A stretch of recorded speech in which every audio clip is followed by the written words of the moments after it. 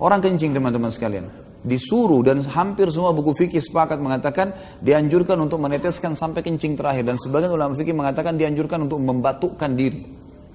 Karena tetesan satu tetes saja sudah cukup membuat najis celana kita, batal sholatnya.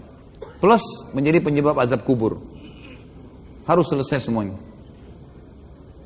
Jadi kalau antum dengar orang-orang batuk di kamar mandi itu sudah faham sunnah. Tahu dia. Kalau tidak ada sebab sebelum masuk kamar mandi nggak batuk, teman antum tiba-tiba dia batuk-batuk di dalam. Itu untuk ngeluarin kencingnya. Jangan lagi dipelintir perkataan saya ini. Hah?